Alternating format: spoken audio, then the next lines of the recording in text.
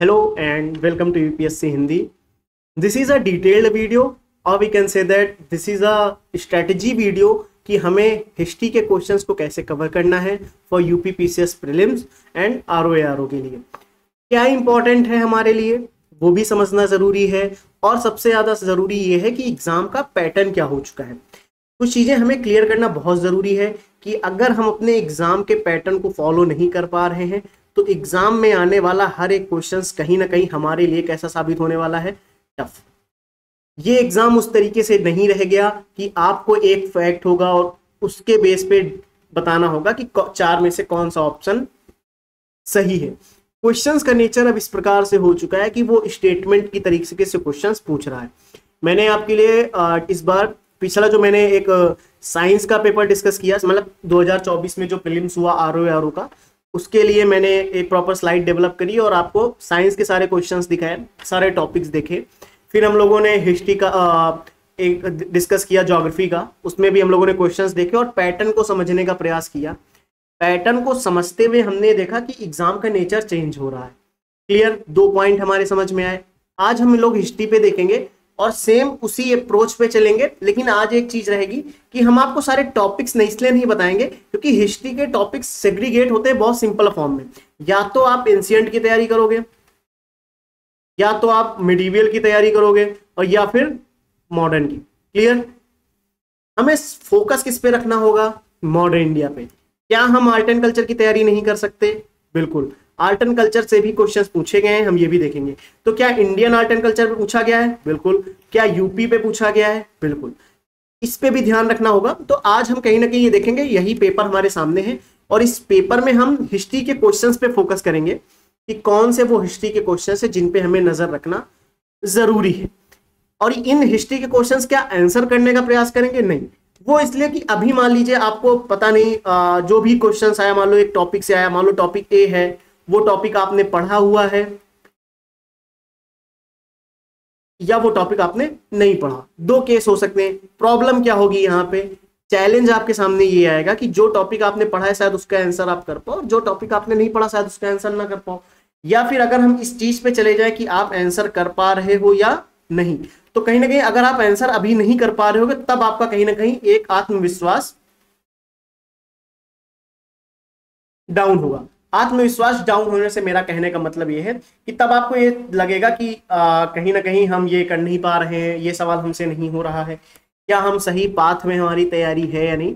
तो बहुत सारे ऐसे डाउट्स आपके मन में आएंगे, तो उन चीजों से भी हमको बच के रहना है और इस चीज पे जरूर फोकस करना है कि जो बच्चे मेंस की तैयारी कर रहे हैं, आरओ के मेंस की मैं बात नहीं कर रहा है यहाँ पे, जो यूपीएससी या यूपी पीसीएस के मेंस की तैयारी कर रहे हैं, उनके लिए मैं सिर्फ एक चीज 2 मिनट का समय लेके मैं जरूर बता देता हूं कि practice is a most important की टू क्लियर एनी एग्जामिनेशन।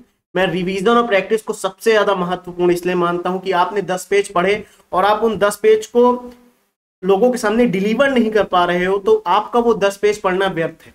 मेरा कहने का मतलब यह है कि आपने अगर कुछ पढ़ा है और आप सामने वाले को वो समझा नहीं पा रहे हो तो कहीं ना कहीं जो आपने पढ़ा वो सही डायरेक्शन में नहीं पढ़ा। एग्जामिनर को आप कैसे बताओगे कि आपने जो पढ़ा है वो आप कम शब्दों में सही सलामत एक फ्लो के साथ लिख सको।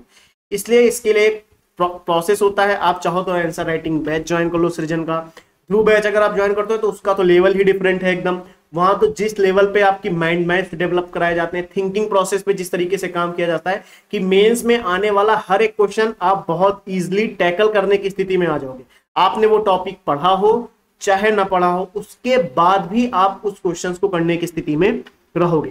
ये तो मैंने मेंस के लिए बात करी। आप जो बच्चे जुड़े हैं एक बार उनसे आप डिस्कस कर सकते हो, अदरवाइज मैं आपको, आप डेमो क्लासेस भी देखो, बहुत डीप लेवल पे होता है। और जो प्रीलिम्स की क्लासेस हैं जो आपको दी जा रही हैं, यहाँ पे एक सरप्राइज मैं आपको देता हूँ 2 मिनट में कि कोशिश ये रहेगी, हिस्ट्री की क्लासेस आपकी देखो दी जा रही हैं आरओ के लिए, आप बस उनको कवर करिए, सारी चीजें आपकी कवर हो जाएंगी।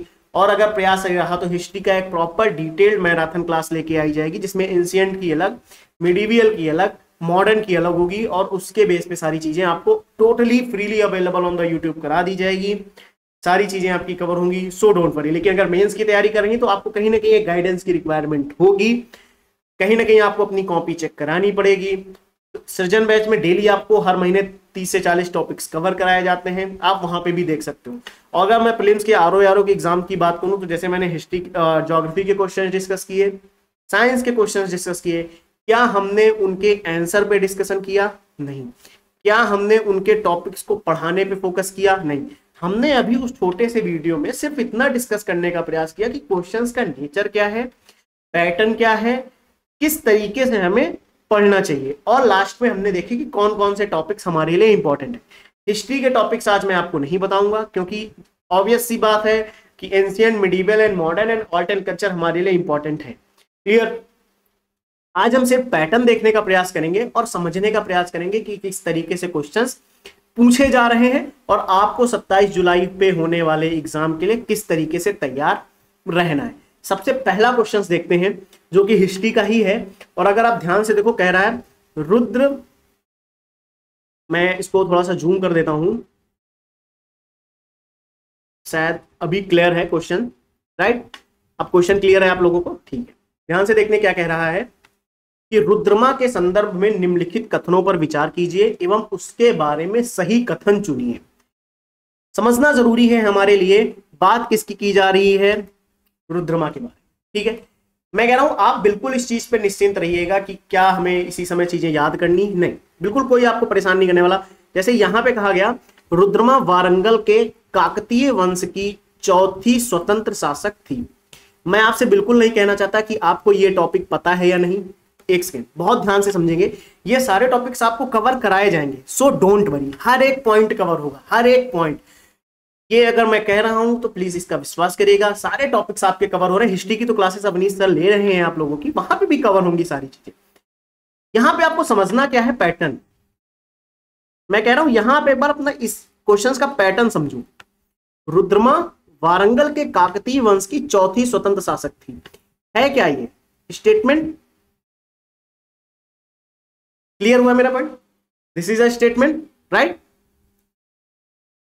अब यहां से समझना जरूरी ये है, what is important in this question, कि हमें राजाओं के बारे में, शासकों के बारे में, रानियों के बारे में इंफॉर्मेशन होना जरूरी है कि उनसे रिलेटेड इंफॉर्मेशन स्टेटमेंट के फॉर्म में आपसे पूछी जा सकती है। यानी अगर हम हिस्ट्री के कॉन्टेक्स्ट में कोई चीज पढ़ रहे हैं तो हमें ये चीज ध्यान रखनी है कि उससे किस तरीके का क्वेश्चन बन सकता है।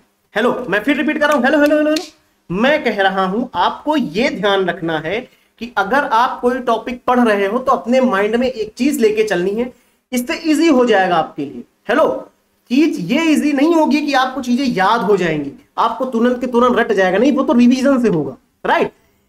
एक चीज ये क्लियर हो जाएगी कि आपको टॉपिक की समझ उसी समय लग जाएगी, जैसे आपने कोई चीज पढ़ी और अपने माइंड में इस थिंकिंग अप्रोच को लेके काम कर रहे हो उसी समय पढ़ते वक्त, कि इससे किस तरीके का क्वेश्चन बन सकता है। जैसे यहां पे रुद्रमा के बारे में बात थी, स्टेटमेंट वाइज सवाल बन सकता था, उसमें पूछ लिया कि कौन सी शासक थी, चौथी स्वतंत्र शासक थी, तीसरी थी, दूसरी थी, किस वंश की थी। क्वेश्चन समझ आ रहा है? मैं इस अप्रोच पे बात करने के लिए आपसे कह रहा हूं, इस अप्रोच पे डिस्कशन करने के लिए कह रहा हूं। मेरी बात बहुत ध्यान से सुनेंगे आप लोग।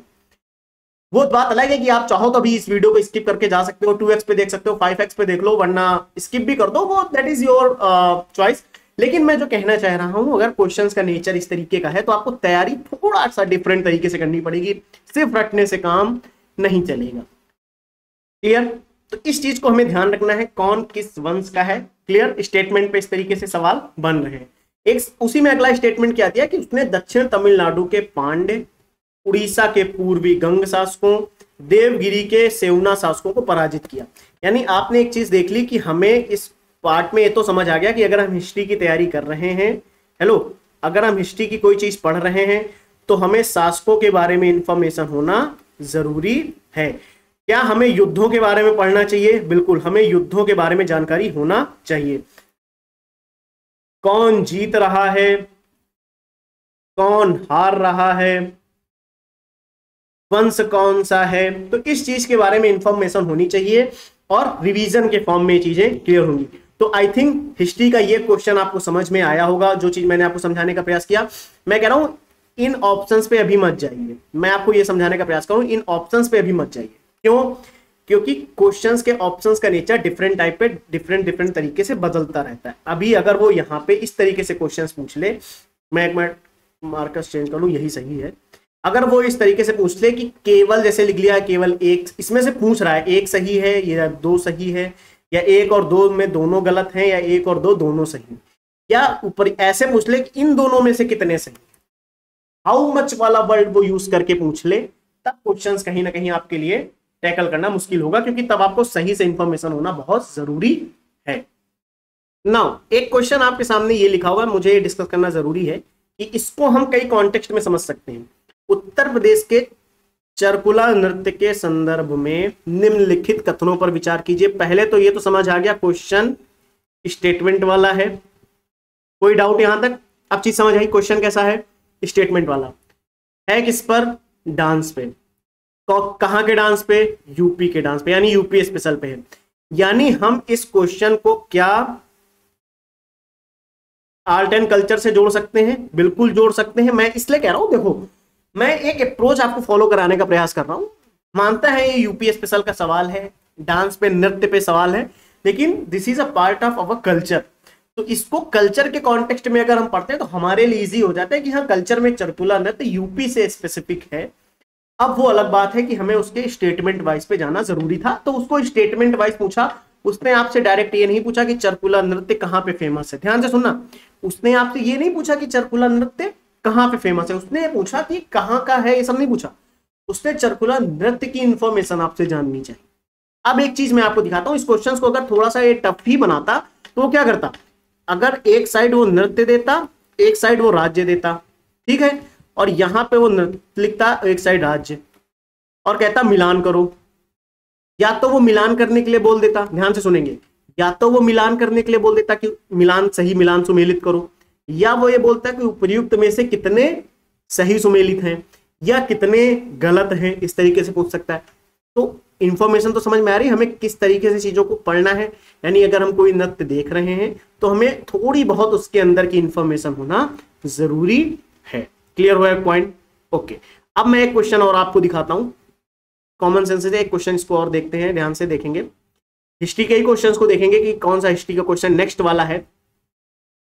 ध्यान से देखो, दो कथन दिए गए हैं, यानी ये तो समझ आ गया अभिकथन और कारण वाला सवाल है, ये तो समझ आ गया, क्लियर। जिनमें से हो गया क्या, दक्षिण अफ्रीका के संघर्षों ने गांधी जी को राष्ट्रीय आंदोलन के नेतृत्व के लिए तैयार किया। दक्षिण अफ्रीका में भारतीयों के जुझारूपन को देखकर गांधी जी को यह विश्वास हो गया था कि भारतीय जनता किसी उद्देश्य के लिए जुझारू संघर्ष और बलिदान के लिए तैयार हो जाएगी। मैं कह रहा हूं आप इसके ऑप्शंस पे मत जाइए कौन सा सही है और कौन सा गलत, लेकिन आपको यह ध्यान रखना है कि मॉडर्न इंडिया पढ़ते वक्त, यानी मॉडर्न हिस्ट्री पढ़ते वक्त हमें एजर्सन रीजन वाले क्वेश्चंस को ध्यान में रख के तैयारी करनी पड़ेगी कि कौन सी चीज किस तरीके से स्टेटमेंट के फॉर्म में पूछी जा सकती है। क्लियर हुआ है पॉइंट? तो इस चीज के लिए भी आपको तैयार रहना होगा कि देखो मैं अभी चाहूं तो आपसे आंसर डिस्कस कर सकता हूं, लेकिन कोई मतलब नहीं बनेगा क्योंकि हर क्वेश्चन डिफरेंट टॉपिक का है। वहां पे देखिए काकतीय वंश के बारे में बात हो रही है, फिर आपने चरकुला नृत्य पे सवाल देख लिया, उसके बाद मॉडर्न हिस्ट्री का एक सवाल है। तो मैं एक टॉपिक एंशिएंट इंडिया का देखूं, एक टॉपिक आर्ट एंड कल्चर का आपको आंसर बताऊं, एक टॉपिक मैं आपको मॉडर्न इंडिया का आंसर बताऊं, कोई रिलेवेंट नहीं होगा इस क्लास को। इस क्लास में हम कहीं ना कहीं पैटर्न सीख लें कि पैटर्न किस तरीके से आ रहे हैं, और आप पैटर्न से ये तो समझ चुके हो कि ज्यादा से ज्यादा सवाल अब आपको कैसे मिलने वाले हैं, स्टेटमेंट वाले। और अभी तो आप एक चीज ध्यान रखो, यहाँ पे कहीं भी एनालिसिस नहीं पूछी है। यूपीएससी में जब जिस सब सवाल आते हैं तो मैं एक चीज आपको बताता हूं वहां पे किस तरीके से सवाल पूछता है। अगर ट्रेंड वो वाला फॉलो किया ना तो प्रॉब्लम हो जाएगी। यूपीएससी में डायरेक्ट फैक्ट कम कर दिए हैं, बहुत कम आते हैं। आप एक चीज और ध्यान रखो, यूपीएससी में एक चीज और ध्यान रखेंगे, स्टेटमेंट वाले सवाल और स्टेटमेंट वाले सवाल जो कि डायरेक्ट क्वेश्चन पूछता है या फैक्ट चेक करता है, उनकी भी संख्या कम हो रही है, ध्यान रखेंगे। तो सर क्वेश्चन कैसे आ रहे हैं यूपीएससी में, सिविल सर्विसेज में क्वेश्चन इस तरीके से पूछे जा रहे हैं कि वो फैक्ट देखो या कोई नॉलेज है, मान लो कोई इंफॉर्मेशन है, मान लीजिए कोई टॉपिक है, उसकी इंफॉर्मेशन है, उस टॉपिक का एनालिसिस पूछता है स्टेटमेंट के फॉर्म में, या उस टॉपिक का ऑब्जेक्टिव पूछेगा आपसे, यानी टॉपिक का उद्देश्य क्या था। ध्यान से, क्या उद्देश्य था, कोई चीज है उसका उद्देश्य क्या है, इस ये स्टेटमेंट में पूछ लेगा, या पूछ लेगा उसका क्या इंपैक्ट क्रिएट हुआ। फॉर एग्जांपल मैं आपको एक चीज बता दूं, जैसे गवर्नमेंट की कोई पॉलिसी है, ठीक, हम दो चीजों को डिस्कस कर लेंगे, यूपी पीसीएस को और यूपीएससी को। ध्यान से देखेंगे यहां पे क्या पूछेगा, स्टेटमेंट अब पूछे जाने लगे हैं, तो चलिए मान लेते हैं यहां भी स्टेटमेंट में सवाल आते हैं और यहां भी स्टेटमेंट में सवाल आते हैं। क्लियर, चलो हम लोगों ने ये चीज मान ली कि यहां भी स्टेटमेंट में सवाल पूछे जाते हैं और यूपी पीसीएस यूपीएससी में भी स्टेटमेंट में सवाल पूछे जाते हैं। लेकिन यहां के स्टेटमेंट आप देखोगे तो वो स्टेटमेंट में आपकी फैक्ट की नॉलेज चेक कर रहे होते हैं, आपकी इंफॉर्मेशन चेक कर रहे होते हैं और ये देखना चाहते हैं कि टॉपिक की फैक्चुअल इंफॉर्मेशन आपको है या नहीं। क्लियर, जैसे यहीं पे देख लो, उन्होंने जब चरकुला नृत्य के बारे में पूछा तो सीधे सीधे उसकी नॉलेज पूछ ली, जब उन्होंने यहां पे सवाल पूछा तो सीधे सीधे उसकी नॉलेज पूछी, ठीक है। लेकिन मैं आपको दिखाता हूं कि यहां पे सवाल किस तरीके से आते हैं, यूपीएससी में किस तरीके से सवाल पूछता है। यहां पे सवाल पूछेगा आपसे, इसी फैक्ट का यूज करेगा, इसी इंफॉर्मेशन का यूज करेगा, टॉपिक सेम रखेगा, लेकिन ये फैक्ट और इंफॉर्मेशन टॉपिक है तो उस इंफॉर्मेशन टॉपिक में क्या अगर कुछ चेंज हुआ है, फॉर एग्जांपल जैसे गवर्नमेंट पॉलिसी है तो उसकी फैक्चुअल इंफॉर्मेशन पूछेगा, कब लॉन्च हो रही है, किसके द्वारा लॉन्च की जा रही है, कहां पे लॉन्च हो रही है और किन इन चीजों को फॉलो कर रही है, या क्या कितना इसमें पैसा अलॉट किया गया, इस तरीके की चीजें। यूपीएससी में क्या होगा, ये पॉलिसी आने का ऑब्जेक्टिव क्या है, इसका उद्देश्य क्या है, रीजन क्या है, क्यों ये पॉलिसी आई। क्लियर, और इस पॉलिसी ने क्या इंपैक्ट क्रिएट किया, इस तरीके से सवाल पूछेंगे। क्लियर है मेरी बात, इस चीज को आप ध्यान रखेंगे। इसी अप्रोच को मैं आपको सिखाना चाह रहा हूं। जैसे यहां पे आप एक मॉडर्न इंडिया का सवाल देख रहे हो, तो एक चीज तो आप समझ जाओ कि हमें पैटर्न वाले सवालों की तैयारी करके चलनी पड़ेगी और हर टॉपिक को डिटेल में पढ़ना पड़ेगा। क्लियर हुआ है पॉइंट। चलो नेक्स्ट क्वेश्चन देखते हैं, हिस्ट्री का कोई नेक्स्ट क्वेश्चन कौन सा है, फिर उसके बाद चीजों को समझने का आगे देखते हैं। जैसे अगर एक सवाल आप देखो, पूछा गया है कि यहां पे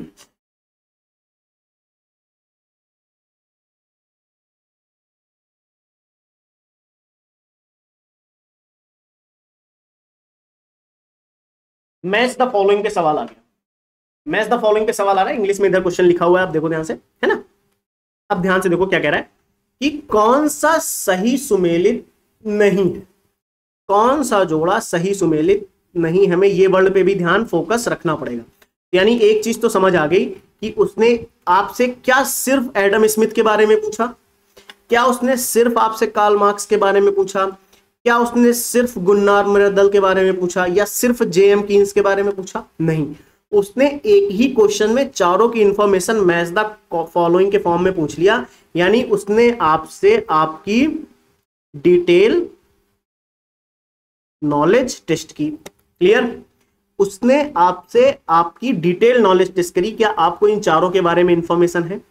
बुक्स लिखी हुई है कि wealth of nation, principle of political economy and taxation, Gunnar Myrdal की एशियन ड्रामा, जेएम कीन्स की general theory of employment, interest and money.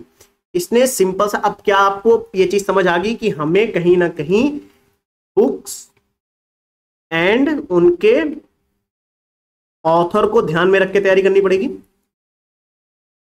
और वो भी एक दो पे नहीं, हमें इस चीज पे फोकस करना पड़ेगा। ध्यान से, हमें इस चीज पे फोकस करना पड़ेगा कि जो भी टॉपिक हम पढ़ें इस तरीके से क्वेश्चन आने की संभावनाएं ध्यान में रहनी चाहिए हमको, यानी कि हम पैटर्न को ध्यान में रख के ही टॉपिक पढ़ें।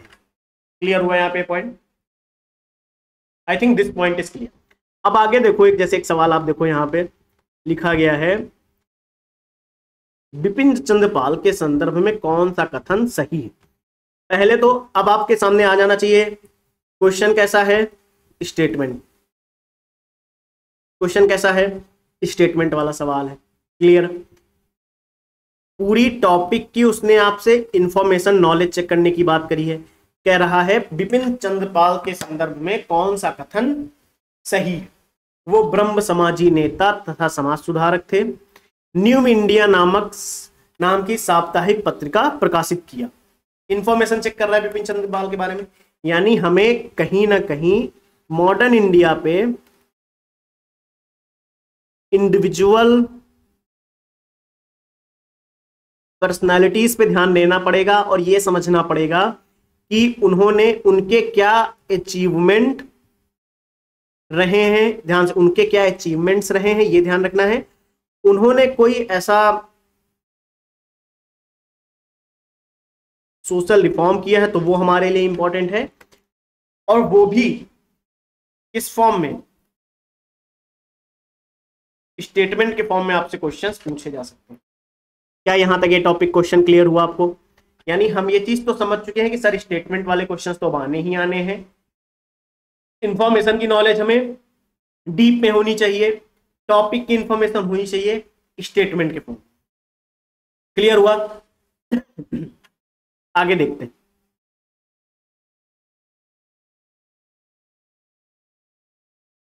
एक क्वेश्चन है आपके सामने, सैयद वंश के सुल्तानों का सही कालक्रम क्या है? हेलो, उसने आपसे सिर्फ खिलजी खान के बारे में नहीं पूछा, सिर्फ मोहम्मद शाह की जानकारी नहीं लेना चाहा, सिर्फ मोहम्मद शाह और अलाउद्दीन आलम शाह के बारे में जानकारी, मुबारक शाह, मोहम्मद शाह, उनके बारे में जानकारी नहीं लेना चाहा। उसने पूरे के पूरे सैयद वंशों का एक ऑर्डर में पूछ लिया। तो यानी हमें ये चीज समझ में आनी चाहिए कि हमें पैटर्न में चेंज देखने को मिलने लगा है। मिलने क्या लगा है कि डिटेल्ड क्वेश्चंस पूछे जा रहे हैं। एक तो स्टेटमेंट वाले क्वेश्चंस आ रहे हैं, एजर्सन रीजन वाले क्वेश्चंस आ रहे हैं, और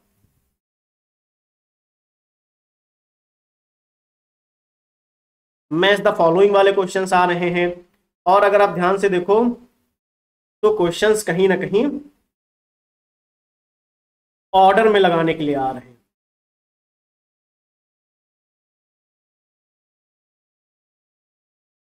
कि आपसे बोल रहा है कि ऑर्डर में लगा दो, तो इस चीज के लिए आपको तैयारी करनी पड़ेगी। मैं फिर कह रहा हूं, इस चीज के लिए आपको प्रिपेयर रहना होगा कि क्वेश्चंस का नेचर डिफरेंट होता जा रहा है। आप सिर्फ ये याद कर लो कि खिलजी खान कब आए, मोहम्मद शाह कब आए, मुबारक शाह कब आए, अलाउद्दीन आलम शाह कब आए, और आपने अलग अलग याद कर लिया और बस बैठे हो अलग अलग। आपने इस तरीके के क्वेश्चंस की प्रैक्टिस नहीं करी, प्रॉब्लम हो जाएगी। तो ये क्वेश्चंस की प्रैक्टिस, हाँ, इसीलिए तो मैं कहता हूँ कई बार आप अगर इस तरीके से नहीं पढ़ पा रहे हो तो आपको प्रैक्टिस बहुत इंपॉर्टेंट हो जाती है। इसीलिए मैं कहता हूँ revision is the most important की टू क्लियर एनी एग्जामिनेशन, चाहे वो यूपीएससी का हो या पीसीएस का हो, आरओ का हो, CDS, CFF. Revision is the most important. अब वो रिवीजन किस फॉर्म में करते हो आप प्रैक्टिस के फॉर्म में करते हो, या चीजों को ब्लैंक पेज टेक्निक फॉलो करते हो, जो मैं ध्रुव बैच में बहुत बार एक्सप्लेन कर चुका हूँ, या फिर आप अपने हिसाब से याद करते हो, जो भी आप तरीका फॉलो करते हो। लेकिन मेरा मानना ये है कि प्रैक्टिस इज वेरी इंपॉर्टेंट। और अगर आप चाहो तो यूपीएससी हिंदी की आरओ के लिए टेस्ट सीरीज स्टार्ट हो चुकी है, जो कि बहुत ही कारगर साबित होने वाली है आप सबके लिए। और सारी चीजें न्यू पैटर्न पे, न्यू ट्रेंड्स पे, न्यू सिलेबस के अकॉर्डिंग, और जो पैटर्न यूपी पीसीएस फॉलो कर रहा है उसके अकॉर्डिंग आपके क्वेश्चंस की प्रैक्टिस करवाई जाएगी। क्लियर है? चलिए अगला क्वेश्चन देखते हैं। सबसे पहले क्या कह रहा है, सिर्फ हिस्ट्री के क्वेश्चंस का डिस्कशन हो रहा है यहाँ पे।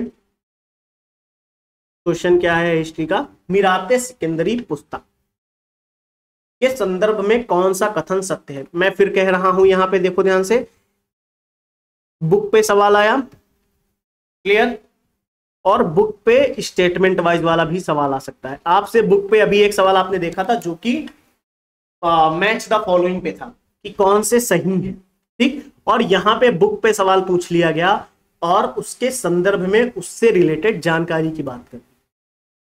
क्लियर हो गया है पॉइंट? ध्यान रखेंगे। फिर से तुलसीदास जी के संदर्भ में टॉपिक इंडिविजुअल पर्सनैलिटी पे सवाल है कि उनका जन्म कहां पे हो रहा है, उनकी पत्नी का नाम क्या था, सवाल उनके बारे में नॉलेज आ गया। क्लियर हुआ है पॉइंट यहां तक आपको? यानी इंडिविजुअल पर्सनैलिटी, फिर से वो टॉपिक रिपीट हुआ। पैटर्न क्या है यहां पे, स्टेटमेंट। पैटर्न क्या हुआ, स्टेटमेंट वाला सवाल है, ध्यान रखना। क्लियर? अब जैसे हम आगे देखते हैं, पंजाब के विलय के संबंध में निम्नलिखित में से कौन सा कथन असत्य है? हमें ये वर्ड भी ध्यान रखना, कई बार हम सत्य के चक्कर में पढ़ते हैं, क्वेश्चंस में पूछा जा रहा है असत्य, कौन सा गलत है, ये सवाल पूछा गया। मॉडर्न इंडिया का सवाल है। आप देखोगे पूरा पैटर्न ही चेंज हो चुका था एग्जाम में। कोई भी सवाल डायरेक्ट एक फैक्ट पे जल्दी आपको देखने को नहीं मिलेगा। पैटर्न अगर देखा जाए तो स्टेटमेंट का सवाल है और पूरी पंजाब विलय के संदर्भ में आपसे वो नॉलेज टेस्ट कर रहा है। क्लियर हुआ ये पॉइंट आपको? फिर उसके बाद आप देखो मॉडर्न इंडिया पे सवाल आया साइमन कमीशन के संदर्भ में कि अब देखो सब्जेक्ट कौन सा हुआ, ये मॉडर्न इंडिया। क्वेश्चंस कम नहीं आए थे, बहुत अच्छे सवाल पूछे गए थे और डायरेक्ट डिटेल्ड सवाल पूछे गए थे, क्योंकि वो आपसे डिटेल नॉलेज भी टेस्ट कर रहे हैं। साइमन कमीशन के बारे में कि इसने 2 बार भारत का दौरा किया, इसका दूसरा दौरा 11 अक्टूबर 1929 से 13 अप्रैल 1930 तक था। हमें डेट भी ध्यान में रखनी पड़ेंगी। क्लियर हो रहा है पॉइंट? मॉडर्न इंडिया का सवाल क्लियर? ओके, आगे देखते हैं कि कहीं ना कहीं हम स्टेटमेंट भी देख पा रहे हैं और डेट भी हमें समझते हुए चलनी है। डेट जब पढ़ें तो डेट पे भी फोकस रखेंगे। चलिए आगे देखते हैं। बुरहानुल मुल्क सादत खान के संदर्भ में निम्नलिखित कथनों में से कौन से कथन सही हैं? फिर से स्टेटमेंट वाला सवाल। अब मुझे डिटेल में बताने की जरूरत नहीं, अब सिर्फ आप देखो। मैं कह रहा हूं हेलो, सो गए 20 मिनट में सो गए आप लोग, बहुत बड़े आरओ बन जाएंगे। अब सिंपल सा समझना यहां पे ये जरूरी है कि अब मैं फिर से वही चीज बार बार रिपीट करूं। अब आप सिर्फ समझो, टॉपिक तो अभी जब पढ़ाए जाएंगे तो सारे कवर हो जाएंगे। अब सिर्फ इतना समझो स्टेटमेंट वाला सवाल है या नहीं है। क्लियर? और आपसे एक प्रॉपर डिटेल नॉलेज टेस्ट की गई इस क्वेश्चन में, राइट? अगला क्वेश्चन देखें। अब समझना सिर्फ जरूरी है कि हाँ, क्वेश्चन देखिए यहां पे भी एक डिटेल्ड क्वेश्चन की सवाल है। यहां पे जैसे एक सवाल आप देखो, ब्रिटिश काल में निम्नलिखित में से किसके कार्यकाल में पहली जनगणना हुई? ये क्वेश्चन था, तो जो डायरेक्ट स्टेटमेंट पे नहीं था, एक डायरेक्ट फैक्ट पे बेस्ड सवाल था। एक क्वेश्चन आपको दिखा। क्लियर? कि हाँ, हमें फैक्ट पे भी नॉलेज होना जरूरी है। फिर आगे देखते हैं सवाल क्या कह रहा है। कोई सवाल है? बिल्कुल होंगे, ऐसा नहीं है। British Indian society, Bengal British Indian society की स्थापना 1843 में जॉर्ज थॉमसन के प्रयासों का परिणाम था। जॉर्ज थॉमसन को द्वारकानाथ टैगोर इंग्लैंड से भारत राजनीतिक आंदोलन संगठित करने के लिए लाए। अब कथन और कारण वाला सवाल है, स्टेटमेंट पे चीजें दी गई हैं और एक डिटेल सवाल। क्लियर? अब समझ आया कि हमें जो भी चीज पढ़नी है कहीं ना कहीं फैक्ट भी ध्यान रखना है, क्योंकि फैक्ट को ही वो किस फॉर्म में दे रहा है। हेलो, फैक्ट को ही वो किस फॉर्म में दे रहा है? स्टेटमेंट के फॉर्म में। क्लियर? ध्यान रखेंगे। फिर अगर आप ध्यान से देखो, एक नहीं 4 नॉलेज एक साथ टेस्ट कर रहा है। फिरोज शाह तुगलक की कौन, अब्दुल मालिक इसामी की कौन, अमीर खुसरो की कौन और जियाउद्दीन बर्नी की कौन? किसने कौन सी लिखी? तारीख फिरोज शाही अमीर खुसरो ने लिखी या नहीं लिखी? अब्दुल मलिक इसामी की फुतूहात ए फिरोज शाही थी या नहीं थी? एक बार में उसने चारों इन्फॉर्मेशन चेक करी है डिटेल में। यानी वो अब आपको समझ में आ गया होगा कि वो एक साइड बुक भी लिख सकता है और ऑथर भी लिख सकता है, या किसके बारे में लिखी गई ये भी पूछा जा सकता है। यहाँ तो ऑथर है, किसके बारे में लिखी गई ये भी पूछा जा सकता है। तो अब आपको समझ आए, जब बुक्स एंड ऑथर पढ़े तो एक बार इस पे भी ध्यान रखेंगे कि हम सिर्फ ऐसे ना पढ़ लें, हम एक साइड बुक्स देखें, उनका ऑथर देखें और किसके बारे में लिखी गई वो भी देखें, और बुक में क्या इंफॉर्मेशन बताई गई। बुक में उस समय की सामाजिक स्थिति क्या बताई गई, उस समय की राजनीतिक स्थिति क्या बताई गई, उस समय की आर्थिक स्थिति क्या बताई गई, और उस समय की सांस्कृतिक स्थिति के बारे में बुक में यदि कुछ बताया गया है तो इंपॉर्टेंट है हमारे लिए। बुक में उस समय के राजाओं के बारे में क्या इंफॉर्मेशन दी गई तो हमें समझना जरूरी हो जाता है। फिर अगर आप ध्यान से देखो, एक सवाल लॉर्ड कर्जन पे पूछ लिया गया, स्टेटमेंट वाला सवाल। फिर से समझना क्या जरूरी है,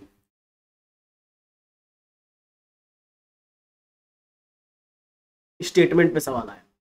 क्लियर? फिर आगे देखें, चलो कोई दिक्कत नहीं, आगे देखते हैं। ऑर्डर में लगाने के लिए बोल दिया आपसे, देखो फिर से अभी जस्ट इसके पहले हम लोगों ने सवाल देखा तो वंश को ऑर्डर में लगाने के लिए बोल दिया, यहां मुगल शासकों को ऑर्डर में लगाने के लिए बोल दिया। क्लियर हुआ है पॉइंट? ऑर्डर में लगाने के लिए बोल सकता है।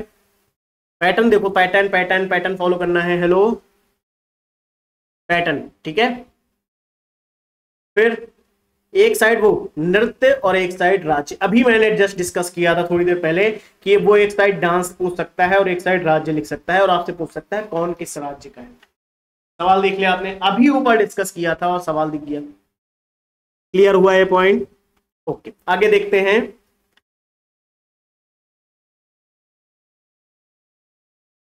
सवाल सबसे इंपॉर्टेंट यही है कि हमें पैटर्न समझना बहुत जरूरी है। टॉपिक्स जब पढ़े जाएंगे कवर हो जाएंगे कहीं ना कहीं।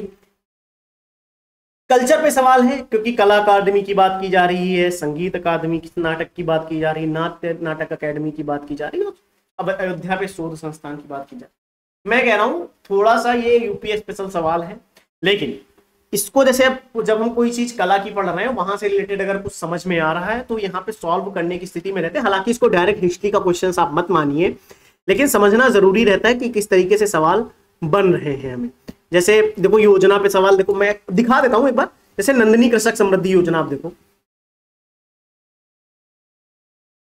इंफॉर्मेशन डायरेक्ट ले रहा है कि साहिवाल, गिर, थारपारकर एवं गंगातिरी प्रजाति की दुधारू गाय ही सम्मिलित की गई। योजना में क्या है वो पूछा गया। लाभार्थी के पास गोपालन का कम से कम 1 वर्ष का अनुभव होना चाहिए। इंफॉर्मेशन कृषक समृद्धि योजना का ऑब्जेक्टिव क्या है, इंपैक्ट क्या है, वो यहाँ पे इसने ऑप्शंस में नहीं रखा है। इंफॉर्मेशन आपको नॉलेज है, आप कर ले जाओगे। यही चीज मैं आपको समझा रहा हूं कि वो इंफॉर्मेशन बेस्ड पे अगर ध्यान से देखो तो फैक्ट आपका चेक कर रहा है, आपकी नॉलेज चेक कर रहा है। क्लियर है पॉइंट? वो ये चीज चेक करना चाह रहा है। जैसे आप एक क्वेश्चन यहां पे अगर ध्यान से देखो, मैं एक क्वेश्चन और आपको दिखाता हूं, यहां पे है शायद, मुझे एग्जैक्ट, हाँ ये देखिए, गुप्तकालीन प्रशासनिक विभाजन का सही अनुक्रम क्या है। ऑर्डर की बात कर रहा है, फिर से देखो ऑर्डर की बात कर रहा है, लेकिन अब इस बार यहां पे किसकी ऑर्डर की बात कर दी, प्रशासनिक विभाजन की। पहले भुक्ति विषय विधि ग्राम, या पहले विषय भुक्ति विधि ग्राम। मत पढ़िए क्वेश्चन, मैं कह रहा हूं नीचे ऑप्शन से एक बार देख लो निगाह से। नहीं आ रहा है डोंट वरी, मुझे पता है कि कई लोगों को आ रहा होगा इसका आंसर, कई लोगों को नहीं आ रहा होगा। जिन्हें नहीं आ रहा वो भी परेशान ना हो, जिन्हें आ रहा वो बहुत खुश ना हो। समझना सिर्फ यहाँ पे ये है कि पैटर्न ये हो चुका है कि अब वो आपसे भुक्ति का मतलब नहीं पूछ रहा है, वो आपसे विषय का मतलब नहीं पूछ रहा है एक स्टेटमेंट में, एक फैक्ट में। वो आपसे विधि का मतलब एक फैक्ट में नहीं पूछना चाह रहा, और ना ही वो आपसे ग्राम का मतलब एक फैक्ट में पूछना चाह रहा है। अगर वो पूछना चाहता तो क्वेश्चंस को टफ बनाने के लिए वो भुक्ति विषय विधि ग्राम चारों देता एक साइड, और एक साइड उनके अर्थ देता और पूछता कौन सा अर्थ सही है। फिर वो चारों की नॉलेज टेस्ट करता आपसे। क्लियर हुआ मेरा पॉइंट? ये हेलो, इस तरीके से सवाल पूछता, लेकिन यहां पे उसने ऑर्डर में लगाने के लिए बात कर दी। क्लियर है? तो कि जो लोग जिनका सही हो रहा बहुत खुश इसलिए ना हो कि क्वेश्चंस टफ होते जा रहे हैं और मेहनत करें वो, और जिनका गलत हुआ है, जिन्हें नहीं आ रहा है सवाल, मैंने आंसर की बात ही नहीं करी, जिन्हें नहीं आ रहा है इसका आंसर, वो सिर्फ ये देखें कि इस तरीके से क्वेश्चन पूछे जा रहे हैं। अब जब आपकी पढ़ाई हो या जो आप सोर्सेस फॉलो कर रहे हो, उनको पढ़ते वक्त इस चीज का ध्यान जरूर रखें। क्लियर है? Very good. आगे देख लो क्वेश्चंस जल्दी से, सरसरी निगाह से। हिस्ट्री के ही क्वेश्चंस पे डिस्कशन हो रहा है यहाँ पे। मैं आपको एक क्वेश्चन और दिखाता हूं, एक और है मुझे, हाँ ये देखो, एजर्सन और रीजन का सवाल आ गया। हेलो, गांधी जी पे सवाल है। क्वेश्चन से एक बार ध्यान से मत देखो, मैं कह रहा हूं मत पढ़ो स्टेटमेंट का क्या है, शब्दों में क्या लिखा गया है, सही है या गलत। स्टेटमेंट वाला सवाल है या नहीं है। हेलो, ये सवाल स्टेटमेंट वाला है या नहीं है, पैटर्न स्टेटमेंट वाला है या नहीं है, और आपसे इसमें फैक्ट चेक किया गया या नहीं चेक किया गया। देखो डेट वेट की बात कर रहा है प्रॉपर, यानी आपसे वो प्रॉपर नॉलेज टेस्ट कर रहा है आपकी। हेलो, वो आपसे आपकी प्रॉपर नॉलेज टेस्ट कर रहा है। वेरी, आगे देख लो क्या कह रहा है। संवाद कौमुदी, एजर्सन रीजन का सवाल है। बंगालिक साप्ताहिक के संपादक राजा राममोहन राय थे। विधवा जलाने की प्रथा की निंदा करते हुए उनके लेख इसमें प्रकाशित किए गए थे। डिटेल्ड है सवाल, डिटेल्ड सवाल, स्टेटमेंट वाला सवाल है। हेलो, स्टेटमेंट वाला सवाल है या नहीं है।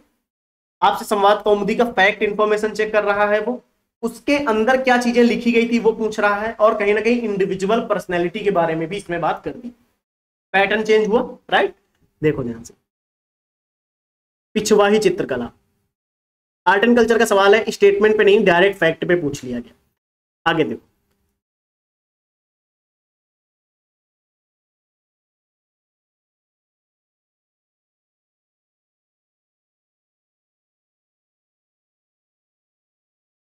बंकिम चंद्र चट्टोपाध्याय के संदर्भ में निम्नलिखित कथनों पर विचार कीजिए। कलकत्ता विश्वविद्यालय के प्रथम स्नातक थे, सीताराम उनका अंतिम उपन्यास था। पर्सनैलिटी पे सवाल है। हेलो हेलो हेलो, अब ज्यादा समझ नहीं, पर्सनैलिटी पे सवाल है, राइट, ओके। पर्सनैलिटी पे सवाल है, very good very good very good. Common sense पे डिटेल्ड इन्फॉर्मेशन चेक करी उसने कि कब उन्होंने स्नातक किया, उनका अंतिम उपन्यास कौन था, एक इन्फॉर्मेशन चेक कर ली उसने डिटेल में कि नहीं, क्लियर हुआ। तो यानी अगर हम इंडिविजुअल पर्सनैलिटी के बारे में पढ़ रहे हैं तो हमें कुछ बहुत इंफॉर्मेशन होना जरूरी है, राइट। आज बंकिम चंद्र चट्टोपाध्याय पे पूछ रहा है, कल को किसी और पे पूछ सकता है वो। आगे देखो,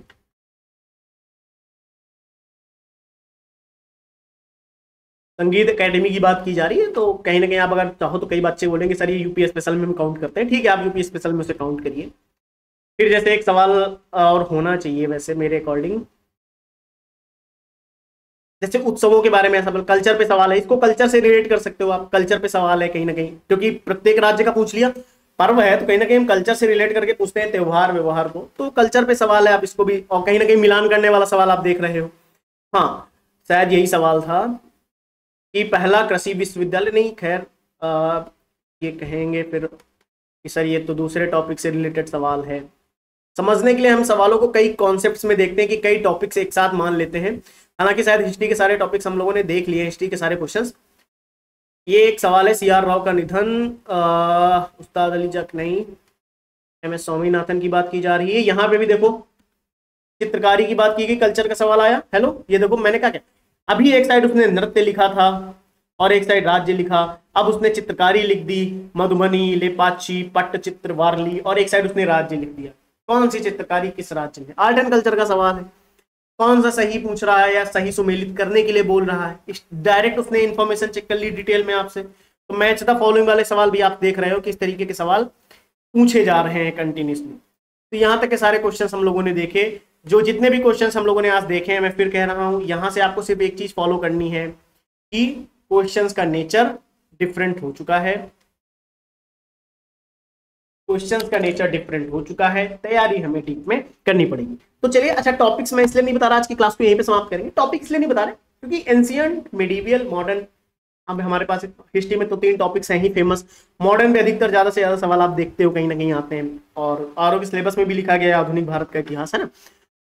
तो इस पे हम फोकस भी करते हैं ज्यादा से ज्यादा, लेकिन हम आर्ट एंड कल्चर और मेडिवियल को स्किप नहीं कर सकते हैं। तो टॉपिक, अच्छा हमें कहीं ना कहीं फिजिक्स पे टॉपिक इसलिए बताया कि वो टॉपिक्स इंपॉर्टेंट होते हैं। अब हम फिजिक्स, केमिस्ट्री, बायो बोल देते तो, लेकिन एंशिएंट मेडिवल हमें समझ आता है कि हमें एंशिएंट है, पूरा का मेडिवल आ जाएगा, सारे राजाओं के बारे में इंफॉर्मेशन समझनी पड़ेगी, तो ये चीजें इंपॉर्टेंट है। चलिए इस क्लास को यहीं पे समाप्त करते हैं। जो भी डाउट है, जो भी आपके सवाल हैं, जो भी आपको इस क्लास को देख के कुछ समझ आया कि कैसे पढ़ना है या नहीं, तो कमेंट में आप जरूर बताइए। मैं सारे कमेंट्स देखता हूं, क्योंकि मतलब सारे देखता जरूर हूं कि अगर किसी ने डाउट पूछा है, मैं फिर भी कहता हूं कि आप चाहो तो टेलीग्राम पे ज्वाइन करके वहां पे अपने डाउट्स पुट कर सकते हो।